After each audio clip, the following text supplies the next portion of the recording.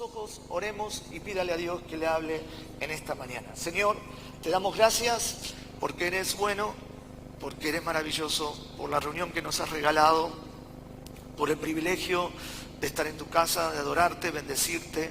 Pero ahora, Señor, necesitamos que tú nos hables. Necesitamos que tú impactes nuestro corazón con tu palabra para ser guiados, Señor, en la vida cristiana, para poder agradarte a ti y para traer el beneficio de la vida del Espíritu a nuestra vida, Señor. Te lo pedimos en el nombre poderoso de Jesús y el pueblo dice amén. Amén. Muy bien. Yo creo y estoy sumamente convencido que hay dos mensajes que la iglesia en la actualidad debería de transmitir.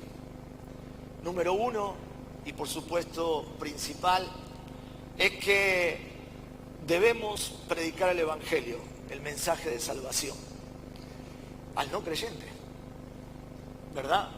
A veces le predicamos el Evangelio al apartado, le predicamos el Evangelio, no. Predicar las buenas noticias, predicar el Evangelio es al no creyente, al que no conoce de Cristo. Ese es el principal, digamos, una responsabilidad que la iglesia tiene. Es el mandato que Dios nos dio, predicar el Evangelio a toda criatura, a ser discípulos. Y hay un segundo mensaje, y este es a la iglesia. O sea, la iglesia es responsable de predicar, pero también, asimismo, la iglesia internamente es responsable de promover o de exhortar al creyente a vivir una vida del Espíritu. Porque si no enfatizamos este tipo de actividad propia que Dios en la iglesia ha promovido después de Jesucristo haya ascendido a los cielos y el Espíritu Santo haya venido sobre la iglesia, vamos a desvirtuar una vida correcta como cristianos. Y yo quiero decirle algo, y les hice énfasis, que en el verso 12 dice, hermanos, le está escribiendo a los creyentes, le está escribiendo a los que aceptaron a Cristo en su corazón. Tenemos que sostener la vida espiritual en el tiempo. Es nuestra responsabilidad y la única manera de hacerlo es siendo espirituales. Uno no puede decir que yo soy espiritual si no sostengo la vida espiritual, si no me correspondo con lo que digo creer, si no me correspondo con lo que sé y entiendo que debo hacer y tal vez no hago, no practico. Porque en definitiva, Dios o Jesús antes de ascender a los cielos dice, recibiré poder para ser testigos. Ser testigo es manifestar, ¿sí?, a través de tu vida y de mi vida, de que el Evangelio es real, es poderoso y que no es una vida en los apetitos carnales o en una vida de pensamiento, de emociones ni de sentimiento, es una vida espiritual. ¿Cuántos están conmigo? Es una vida espiritual. Lo que nosotros practicamos es un estilo de vida. Una vida diferente, una vida de ser apartados correspondientemente a lo que el mundo hoy es. Entonces, Pablo también dice, somos deudores al Señor por lo que Él hizo en la cruz por nosotros, y no solo eso, sino que Él continúa trabajando en nosotros. Número uno, somos deudores. Hoy vamos a compartir la cena del Señor, ¿vale? Es un sacramento, es un mandato participar de ello. ¿Para qué? Para recordar lo que Él hizo por nosotros. Esto nos nivela, esto nos hace entender que si no hubiera sido por Él, nosotros hoy tal vez no seríamos lo que somos. Gracias a lo que Él hizo, una persona desahuciada, una persona con problemas emocionales, de soledad, sentimentales, de alcoholismo, de drogadicción, o póngale el nombre que sea, ha sido rescatada, ha sido salvada, ha sido restaurada, está siendo regenerada. Y número dos, entender que como cristianos la obra de Dios sigue. Nuestra vida se inicia cuando aceptamos a Jesús como Señor y Salvador en nuestro corazón. Pero la vida continúa Y esa deuda que nosotros tenemos hacia el Señor por lo que Él hizo, también se corresponde cada día por el propósito, como decía hoy la pastora mientras dirigía, que Él tiene hacia nosotros. Somos responsables de poder caminar juntamente con el propósito, con el designio de Dios sobre lo que Él ha determinado. Porque si tú estás aquí, si hoy estás presente en este lugar y estás escuchando la palabra de Dios, es porque Dios te ha llamado. Dios no ha pasado por alto tu vida. Estamos estudiando lo que es la autoestima en el discipulado. La autoestima es el correcto concepto que debo tener con respecto a Dios. No porque soy bueno, lindo, gordo, flaco, alto, no. Tú vales porque Dios te ha dado valor. Esa es tu principal autoestima. ¿Y cómo nivelo mi autoestima con respecto al mundo? Sencillo, el mundo siempre te va a elevar a niveles de orgullo, a niveles de un estatus alto y superior. Nosotros nivelamos nuestra autoestima. Primero la levantamos por lo que Él hizo con nosotros, tenemos valor. Pero también la nivelamos sabiendo que no merecemos nada. Pero así y todo, Dios nos dio vida y nos ha bendecido. No debemos tener un concepto mayor de nosotros mismos que el que debemos tener. No debemos sentirnos superiores a nada. Todo muere en Cristo y en su cruz. Le debemos todo, hermano. Y aunque suena repetitivo y un mensaje que continuamente hablamos, dice que Dios empezó un buen trabajo. Estoy hablando de una versión diferente, aquel que comenzó la obra, ¿no?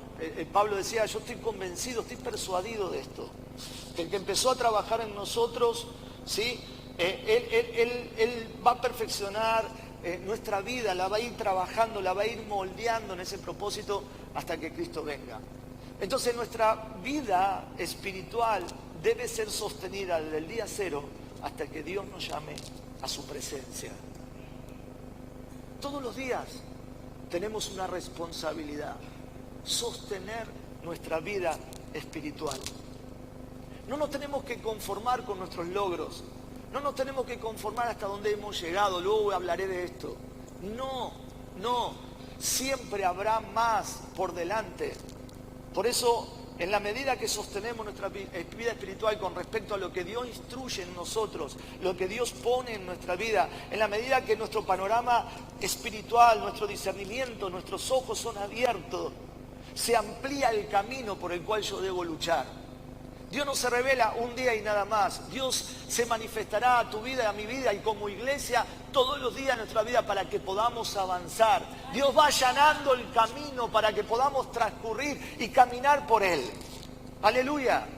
Si entendemos eso, entonces tenemos que entender que Dios está obrando hoy en mi vida. ¿Se atreve a declarar esto? Yo sé, dígalo conmigo, yo sé que Dios está trabajando en mí. Ahora, permítame aclarar algo, porque si no, no podría seguir avanzando. Mi esposa compartía ayer una palabra que trajo en la reunión de pastoras que compartieron, y dijo una frase que le dije, frena, no hables más, la voy a anotar. Ahora seguimos hablando. Y ella me dijo esto, tenemos que saber diferenciar los procesos de las circunstancias. Wow, qué bueno, interesante frase. Tenemos que saber diferenciar los procesos de las circunstancias. ¿Por qué? Cuando yo hablo de sostener la vida espiritual, muchas veces nuestros impedimentos de sostenimiento tienen que ver con las circunstancias. Pero yo acabo de decir que Pablo estaba persuadido de esto. Él estaba en la cárcel, estaba dando su vida por el Evangelio, estaba pagando un precio. Pero él les escribe en Filipenses capítulo 1, yo estoy contento, yo oro, yo estoy feliz por ustedes, o por cada uno de vosotros. Porque aunque estoy en la cárcel, estoy persuadido de esto, de que Dios está haciendo la obra, de que Dios está trabajando, de que Dios no para su obra por la circunstancia que el apóstol Pablo estaba viviendo en la cárcel.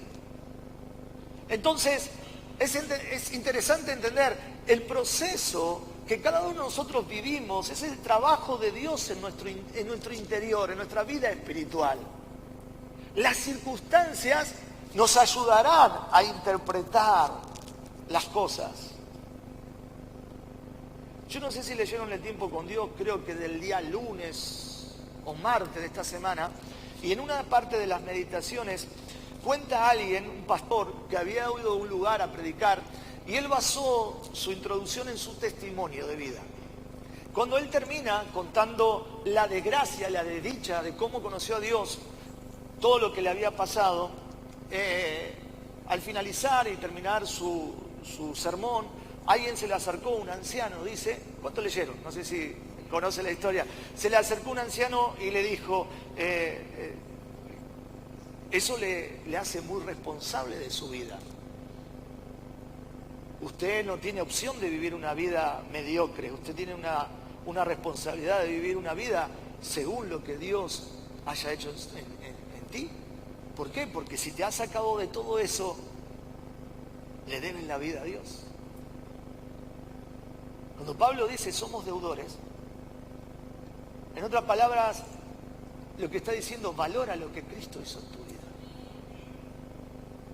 Valora lo que Cristo está haciendo en este día. Valora el proceso de Dios. Valora las circunstancias. Y este hombre decía que muchas veces basamos nuestra vida o nuestras emociones y sentimientos en la circunstancia en que estamos viviendo y no en el proceso que Dios está realizando. Porque el anciano pudo ver de otra manera, en vez de sentir lástima y tristeza por lo que la persona vivía, le llevó a ver que valorara lo que Dios estaba haciendo en su vida y que pudiera de esa manera sostener su vida espiritual siendo deudor de Dios. Parece un trabalengua, pero espero que hoy lo entiendan. Entonces no es cuestión de supervivencia o sobrevivir a la vida cristiana. ¿Sabes? Yo a veces siento que ser cristiano para muchos es muy complicado, es muy difícil. Se encuentran luchando para ser cristiano. Parece que la vida cristiana se les hace tedioso, que orar parecía algo imposible, que tomar un tiempo de lectura pareciera algo muy lejano, no sé. Y uno podría decir, bueno, la circunstancia, la rutina, hoy vivimos en un mundo muy apresurado, muy comprometido, muy esto, muy lo otro, pero mira, tú y yo sabemos muy claramente que si Cristo no hubiera venido a nuestra vida, hoy no seríamos nada. Y yo les estoy hablando de sostener una vida espiritual. Si tú reconoces que le debes a Cristo tu vida, lo menos que podemos hacer es sostener nuestra vida espiritual. No hay que sobrevivir. No hay que, llevar una vida cristiana como, no sé, como si tuviéramos una isla de estos reality show, ¿verdad? Donde comemos lo que podemos y nos bajamos un montón de kilos porque la pasamos muy mal y sufrimos. No, ser cristiano no es sufrir. Ser cristiano, mire, qué lindo es padecer con gozo por causa de Cristo. Qué lindo es saber que puedo decir, ya no vivo yo, mas Cristo vive en mí. Y lo que ahora vivo en la fe, la vivo en la fe del Hijo de Dios, lo que vivo en la carne, ¿verdad? Lo que yo experimento en mi vida cada día. Si hay que morir por Cristo, morimos. Si hay que vivir por Cristo, vivimos.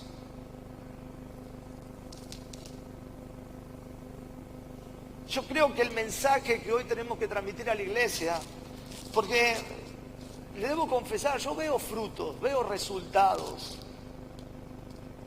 Yo veo que el Evangelio se extiende, veo personas que se están levantando, veo personas que están sirviendo al Señor, vivo fidelidad. Pero hermanos, lamentablemente hay una estadística que empaña muchas veces eso.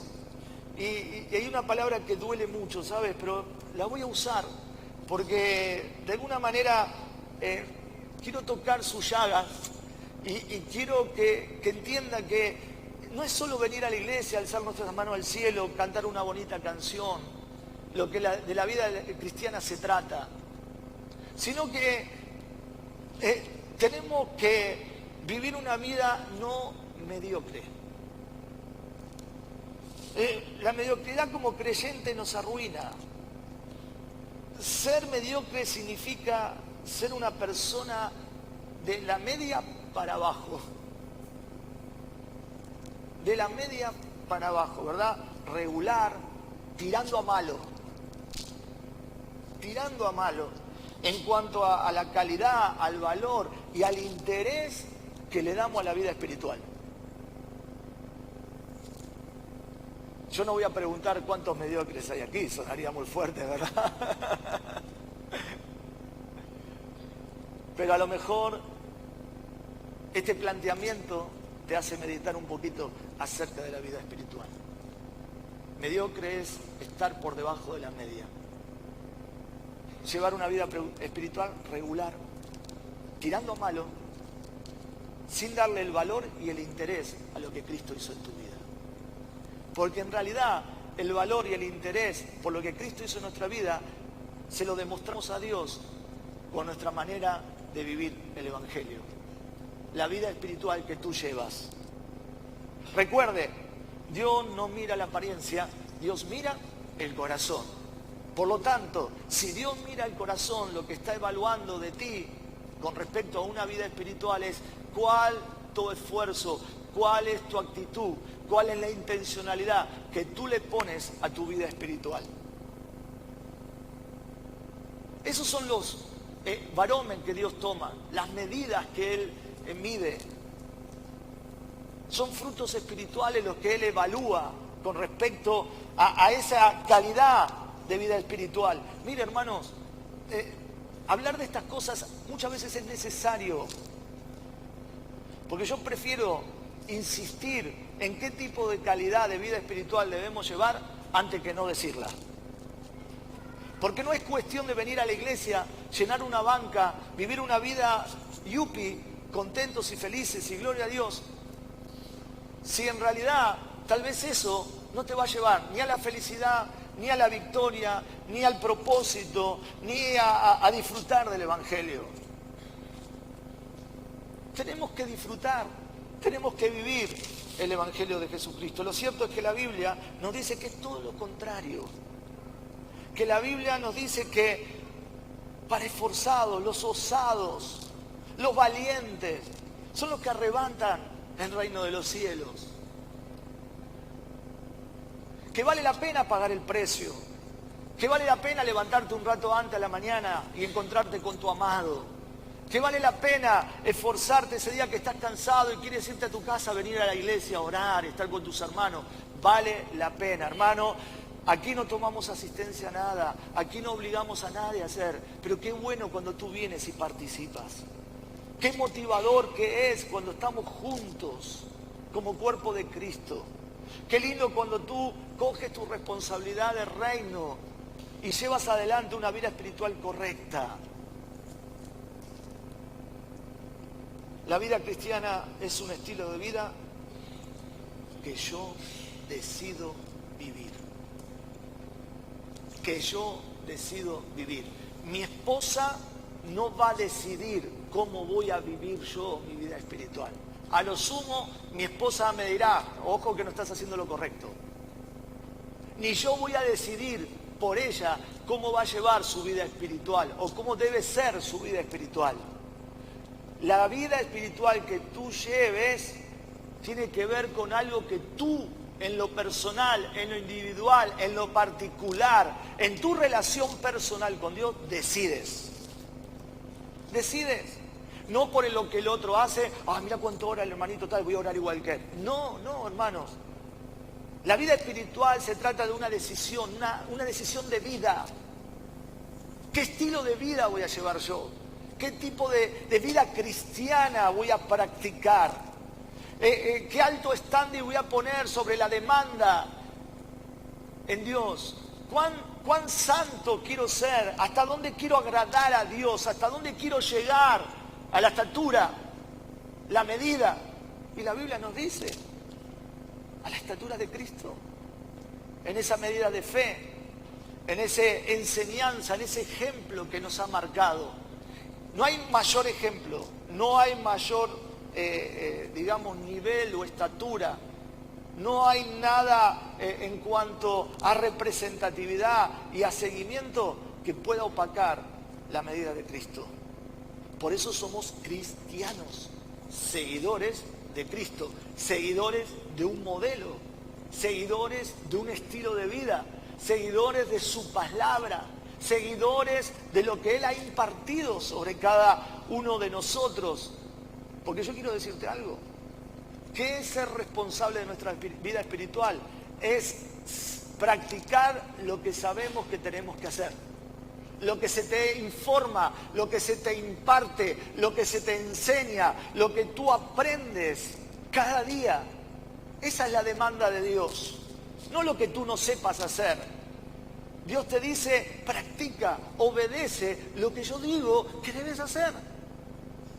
Y ya no se trata porque nos va a ir bien, porque tendremos resultados, porque vamos a ser bendecidos. No, tratamos al menos intento llevarles al pensamiento de que soy responsable por la vida que llevo.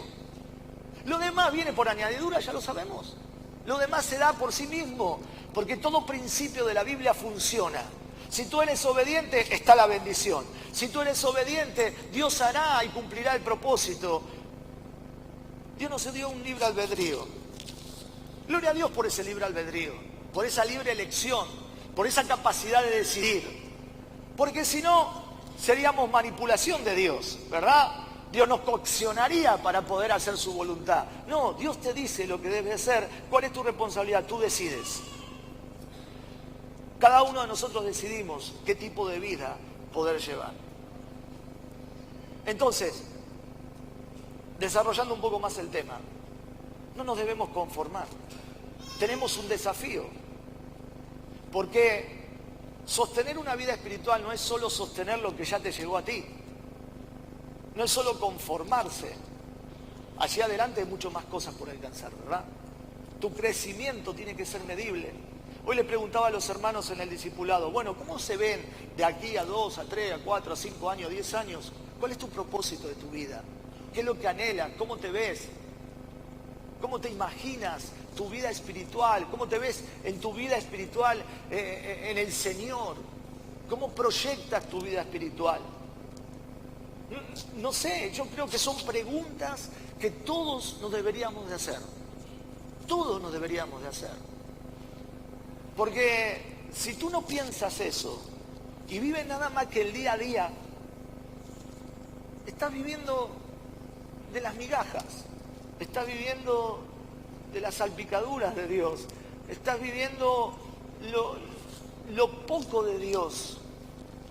Lo mucho de Dios tiene que ver con ver hacia adelante en la visión global del propósito. Y uno tiene que tener esa visión de Dios. Uno tiene que percibir lo que Dios tiene para su vida. Dios se nos ha revelado. Y como leíamos recién, Dios ha puesto de su espíritu. Estamos hablando de vivir una vida del espíritu, no de la carne. Estamos viviendo una vida guiada por Él. No es una exigencia de algo que yo no puedo comprender a nivel humano en mis pensamientos. No. Es algo que Dios ya ha puesto en nuestra vida porque Dios habita en nuestro interior. Hablamos de la vida del Espíritu, hablamos de la vida espiritual de cada uno de nosotros. Nosotros se nos es revelado la voluntad de Dios. Nosotros en una vida espiritual se nos es enseñado, instruido. ¿Por qué conformarse con llegar a la mitad de una larga carrera? ¿Por qué? Si tienes todos los elementos y las capacidades para llegar al final. ¿Por qué conformarse con el segundo lugar? Pudiendo ser primero, ¿verdad? ¿Por qué? ¿Por qué a veces en el cristianismo sucede eso? Esa falta de excelencia, esa falta de querer más, esa falta de superioridad, de saber superarnos, de querer más de Dios. ¿Por qué? ¿Por qué perdemos las ganas? ¿Por qué perdemos el entusiasmo? Sencillo, porque no nos sentimos deudores, no sentimos el valor que Dios nos ha dado.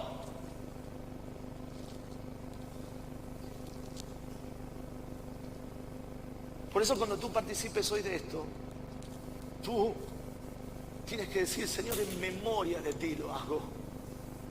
En memoria de lo que has hecho por mi vida, yo me debo a ti. ¿Cuánto dicen amén? ¿Sabe este tipo de preguntas que yo hago? ¿Por qué no hacemos más? Es lo que diferencia a los cristianos exitosos y a aquellos que no lo son.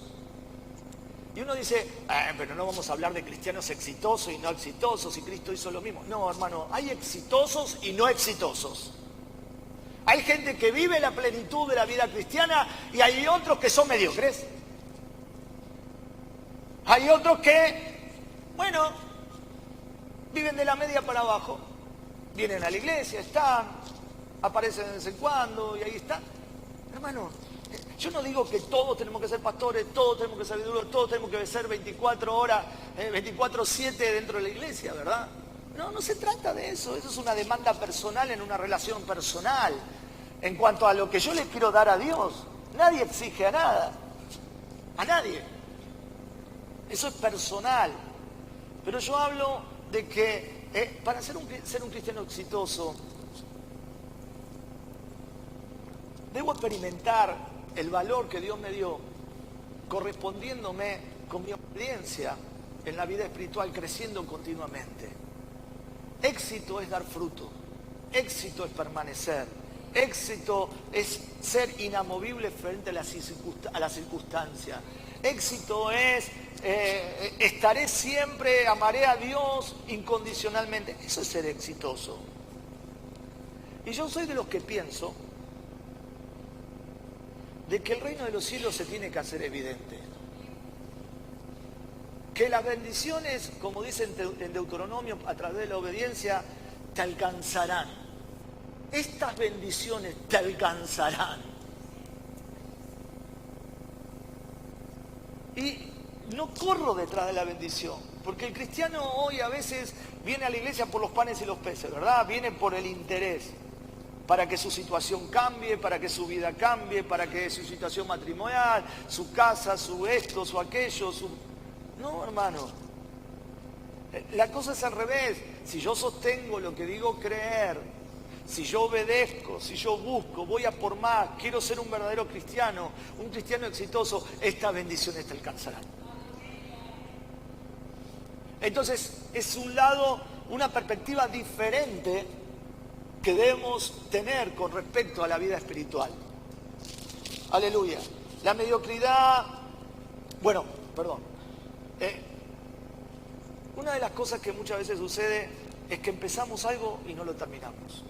Empezamos a leer la Biblia en un año y ya vamos en febrero y yo no tuve tiempo, se me complicó, se me lió.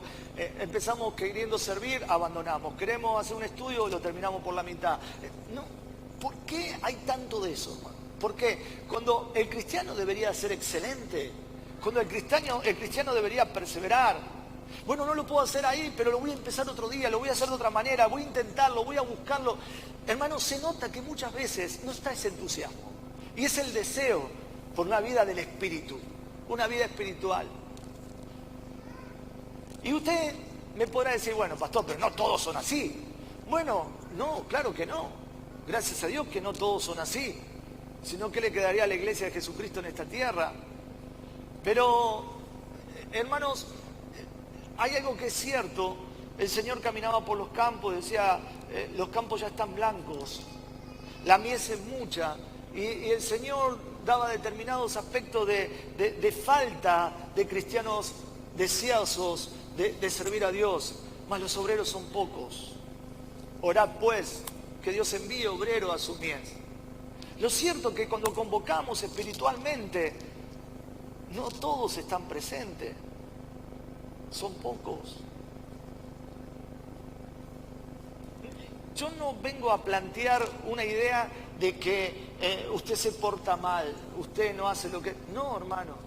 Yo le estoy llevando a la idea, en la concepción de lo que significa ser o tener una vida del Espíritu, una vida espiritual, una vida exitosa. Yo tengo que sentir que estoy haciendo bien las cosas por la vida espiritual. Yo tengo que sentir que estoy construyendo la vida espiritual. Yo tengo que sentir que voy a más. Tengo que sentir que crecí 1 centímetro más en mi vida espiritual cada día. Tengo que sentir que después de 5 años, vamos, ya soy un creyente con madurez espiritual. No vaya a ser, como dijo el apóstol Pablo, que ya teniendo que ser muchos de vosotros maestros, aún tenéis necesidad de leche espiritual.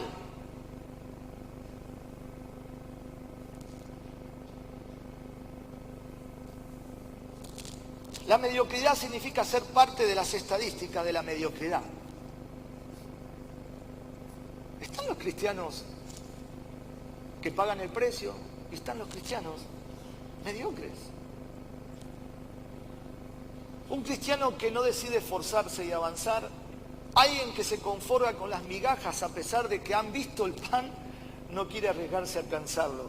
Es aquel que baja los brazos en medio de un partido y decide conformarse con un empate cuando puede ir ganando. Qué bronca me da cuando veo un jugador de fútbol que gana millones y millones de euros y el tío no corre, no pelea un balón por medio de lastimarse la rodillita.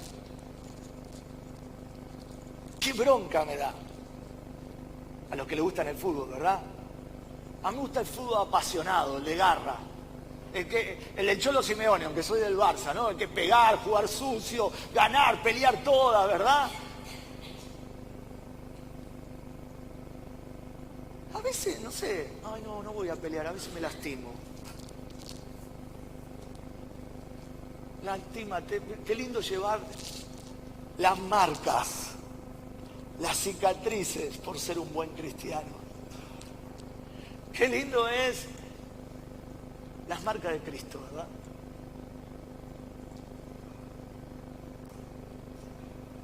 Porque Él, por cumplir la voluntad de su Padre, fue maltratado, fue despreciado, varón de dolores, experimentado en quebranto.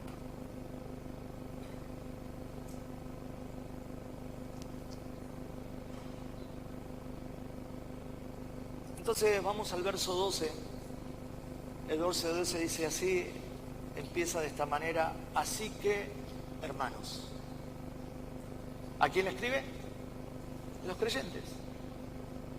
Díganme, me está escribiendo a mí, Pablo. Está hablando a mí. Dice, deudores somos.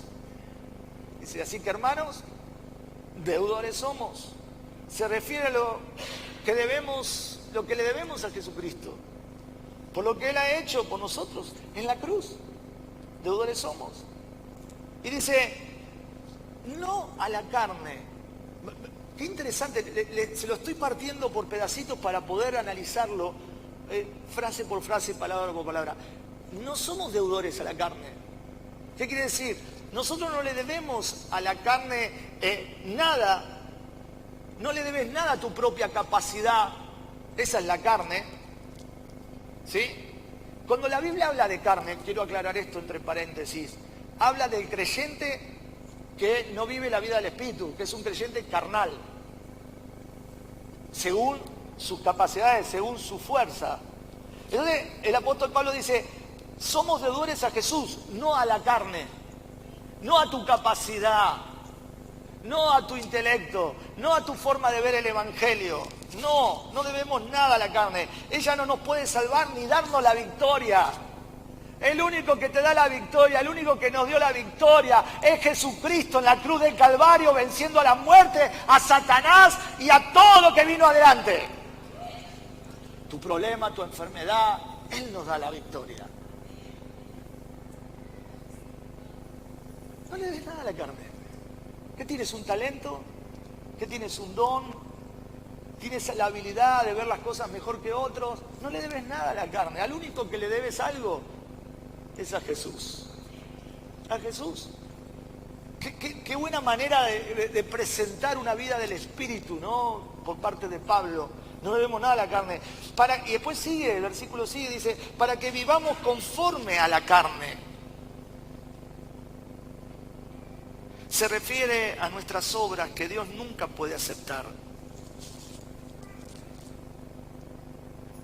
No debemos vivir en la carne, son cosas que Dios no acepta y que nunca puede traernos la victoria, sino más bien solo la derrota.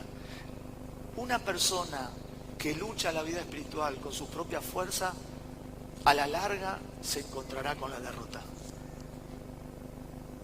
La única manera de sostener la vida espiritual es a través de la vida del Espíritu. No hay otra manera.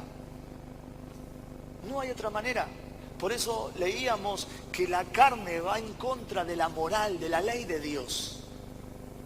Es imposible llevar una vida espiritual basada, y hay un problema en la vida cristiana.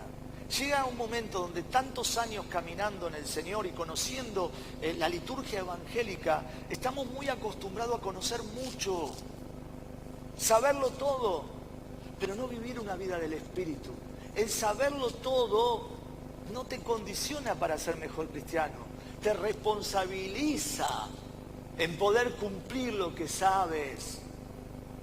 No es, tú te sientas, hoy el pastor te está predicando, eso ya lo sé, ya está, yo sé que está en Romanos 8. No, la pregunta es, ¿lo practico, lo vivo, lo experimento, trae resultados a mi vida? ¿Puedo sentir que esto es la base de mi responsabilidad, sosteniendo la vida espiritual que Dios me demanda? Aleluya. Entonces, saltamos al verso 13 y la Biblia nos dice, porque si vivieres conforme a la carne, moriréis. Entonces, si vivieres conforme a la carne, o sea, si tú estás acostumbrado a vivir tu vida espiritual, con tus propias fuerzas, con tu propia capacidad, eso está fuera del orden prescrito de Dios. En ningún lado en la Biblia está escrito que tú vivas por tus esfuerzos, que tú vivas por lo que tu fuerza humana puede realizar. No, porque dice, de cierto moriréis. No podremos vivir una vida cristiana victoriosa. Y mire, yo no sé usted, pero a mí la vida me maltrató mucho antes de conocer al Señor.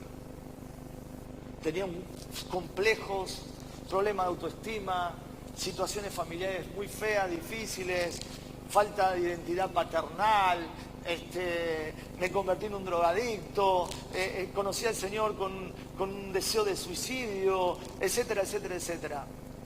¿Usted se cree que yo tengo ganas de perder ese tiempo? ¿Volver a eso? Yo cuando conocí al Señor, mi vida cambió.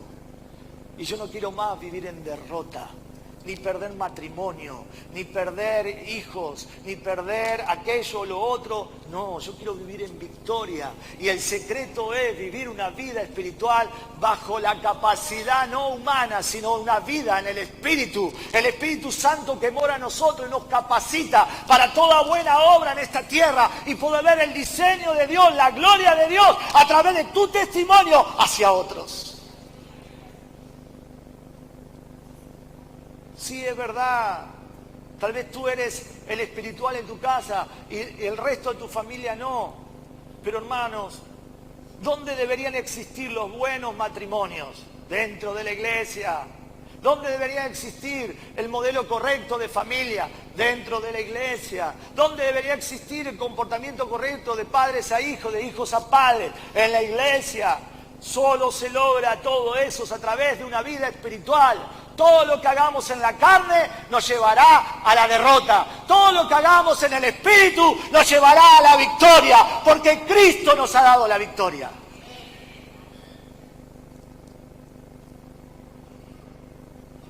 Entonces, cuando uno es mediocre, cuando está mal va a Dios, cuando está bien se olvida de Dios, cuando hace lo que puede dentro de lo que la vida le permite, y bueno, y me conformo, hermano, seguirá siendo mediocre. Yo le hablo a personas que quieren ser exitosas en Dios, que quieren ver la gloria de Dios, que quieren ver el poder de Dios. Le hablo a personas que realmente quieren conquistar a su familia. Le hablo a personas que quieren conquistar a sus esposos. Le hablo a personas que quieren conquistar a sus hijos. Le hablo a personas que quieren ser prósperos, victoriosos. Eso se sostiene a través de una vida de Espíritu.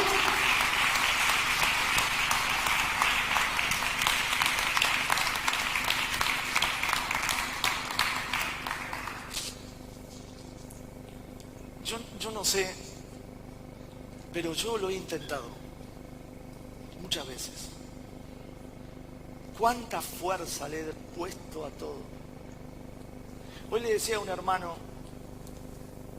qué opinaba acerca de algo y me dijo, la verdad que tremendo, Dios hizo algo tremendo. Y yo le pregunto, ¿por qué te crees o cuál es la causa por qué esto está funcionando bien? Y se me quedó mirando. Yo sé que él sabía, pero se me quedó mirando. Y yo le digo, mira, esto es sencillo. Lo hemos intentado 1000 veces y no funcionó. Lo hemos querido hacer así, lo hemos querido hacer asá, lo hemos querido hacer de esta manera, hemos llamado por teléfono a todo el mundo, hemos hecho aquello, lo otro.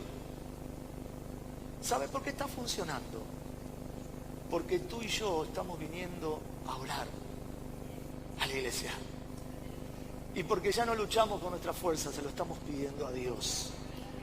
Y hacemos la parte que nos toca, pero se lo estamos pidiendo a Dios. Y yo quiero decirle algo, las cosas funcionan cuando buscamos a Dios.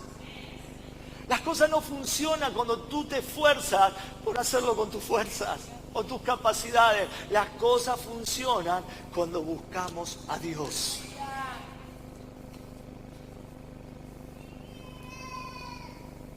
¿Por qué nos cuesta tanto orar?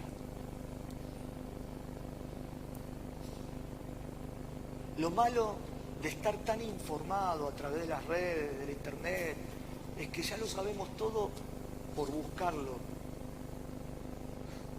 por encontrar información. Y eso nos hace creer que al saberlo no tenemos la necesidad de lo otro. Y lo otro es lo primordial, es buscar a Dios. Y perdón que va a sonar negativo lo que voy a decir. Depender de Dios no es fácil. Ser buen cristiano no es fácil. Vivir por fe no es fácil. Pero es maravilloso. Funciona. Es el modelo que Dios nos dejó. Es lo que nuestro amado hermano Pablo nos está diciendo. Basta ya de la carne.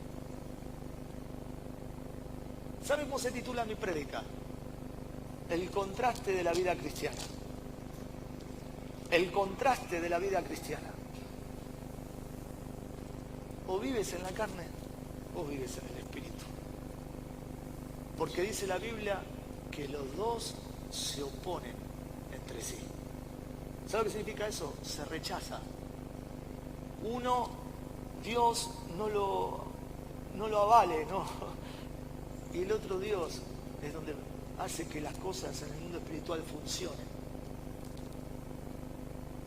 El otro día participé junto con 2 hermanos más en Madrid en una exposición bíblica, estaban dando un tema.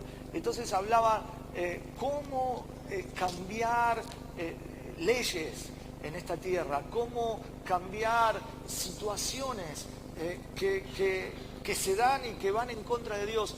Y él fue tan claro y lo hizo tan sencillo y a su vez tan teológico. Dijo, en la iglesia es la responsabilidad de la iglesia de llamar al cielo, traer el cielo a esta tierra. O sea, tú tienes la responsabilidad de sostener tu vida cristiana trayendo el cielo a tu hogar, trayendo el cielo a tu matrimonio, trayendo el cielo a tu vida, trayendo el cielo, traemos el cielo a la iglesia. Porque también hay que traer el cielo a la iglesia, ¿eh? No es que el cielo está acá. Y el cielo en la iglesia lo traemos cuando hay verdaderos adoradores que adoran a Dios en espíritu, no en la carne, y en verdad. Cuando una iglesia ora, atrae el cielo a la tierra. Cuando una iglesia sufrida en necesidad busca al Dios de los cielos, se humilla, se arrepiente, el favor de Dios cae sobre la iglesia. Y nosotros también tenemos que aprender a humillarnos, a buscar a Dios, no el que está afuera. Todo empieza por la iglesia. Si nosotros no somos espirituales y el mundo espera la manifestación de los hijos de Dios, ¿qué le espera a ese mundo?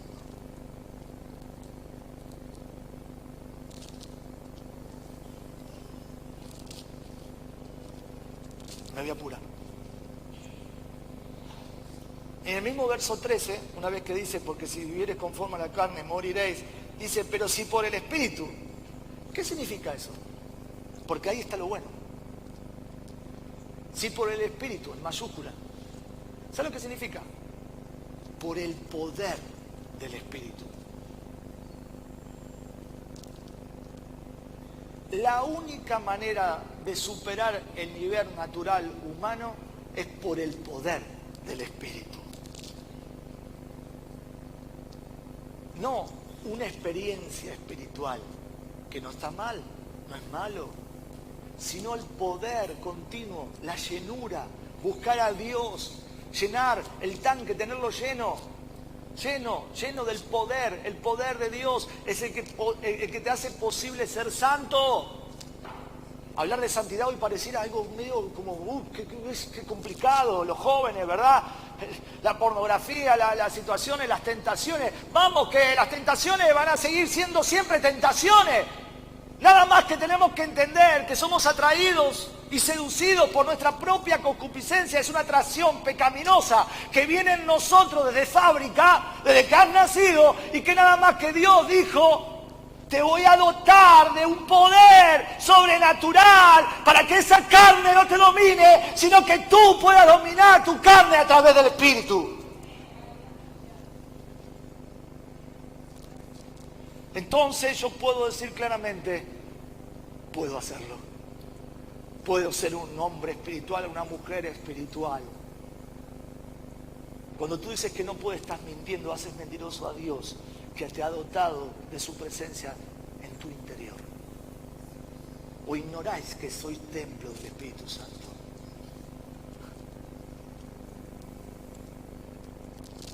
Entonces, si hacéis, pero si por el Espíritu, o sea, por ese poder, hacéis morir las obras de la carne, que solo el Espíritu Santo puede hacerlo, ¿qué dice? ¿Qué dice? Entonces, bajo esta presentación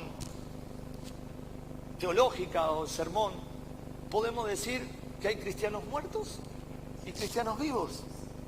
Cristianos que viven en la carne y cristianos que viven en el Espíritu.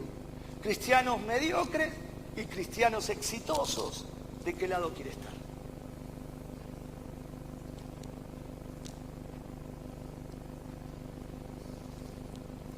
Concluyo. Y voy a concluir de esta manera. Yo creo que es de la mejor manera que se puede concluir un sermón.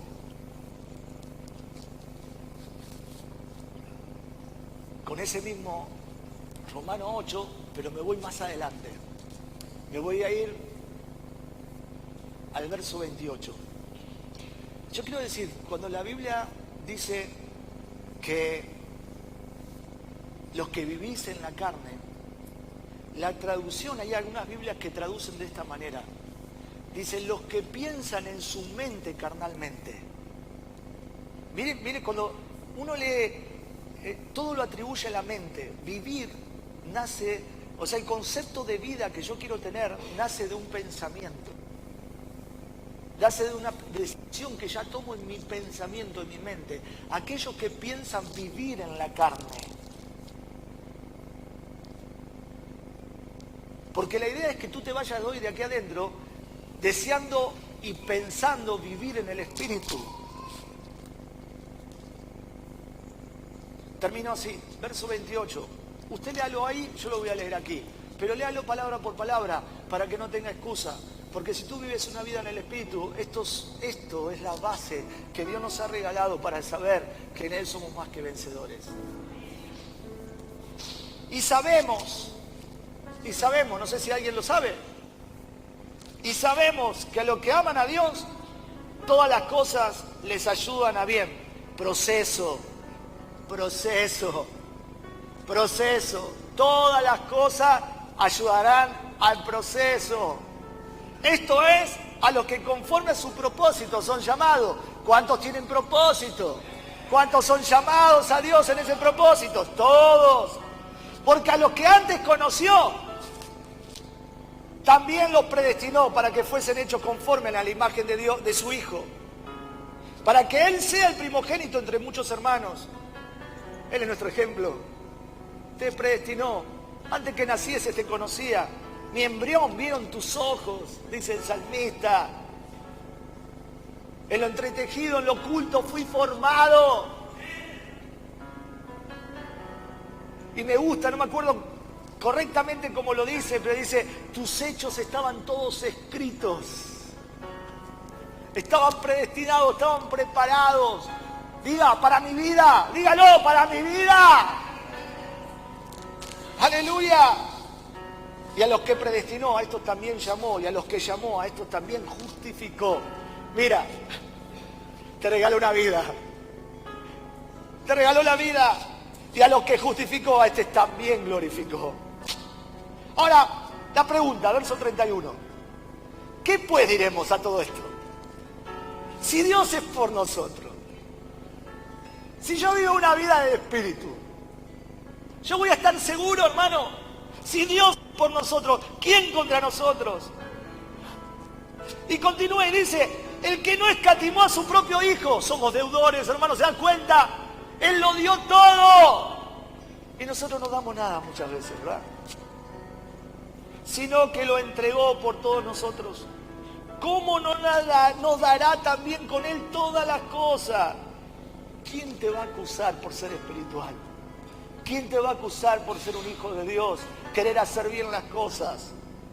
Dios es el que justifica. ¿Quién es el que te va a condenar? Cristo es el que murió, más aún el que también resucitó, el que además está sentado a la diestra de Dios, el que también intercede por nosotros. O sea, ser espiritual vale la pena porque hay alguien que nos está ayudando continuamente. Aleluya. ¿Quién nos separará del amor de Cristo? ¿Tribulación? ¿La tribulación te va a apartar de ser espiritual?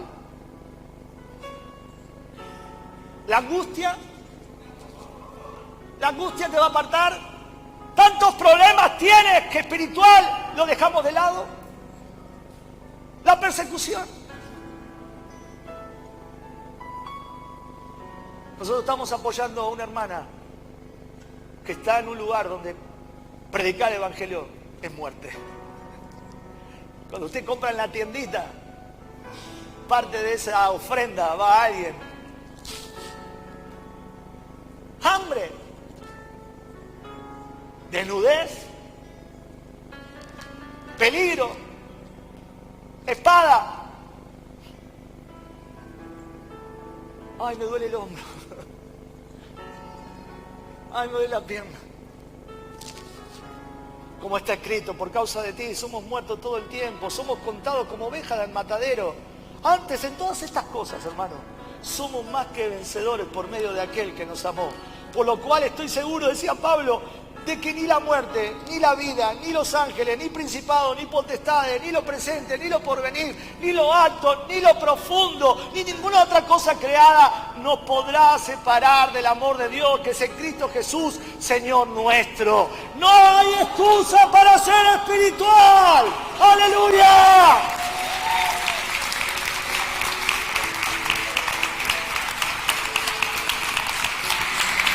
¡No lo hay! ¡No lo hay! ¡Deja de ser mediocre!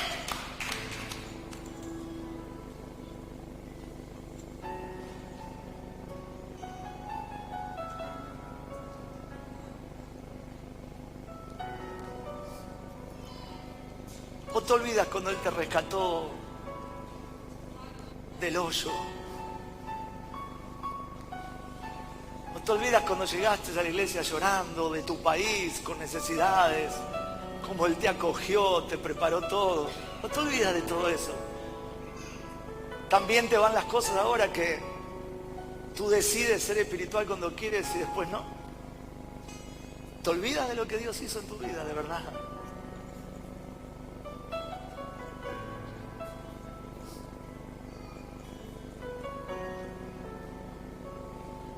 Sí, este es el mensaje para hoy, hermanos. Siento el corazón de Dios preocupado. Vivimos en un tiempo donde la iglesia vive de apariencia. Y estas palabras duelen al corazón muchas veces. A la carne le duele en realidad, no al corazón. A la carne le molesta escuchar este tipo de desafíos. A los que se conforman, a los que no le dan valor a lo que Cristo hizo por nosotros.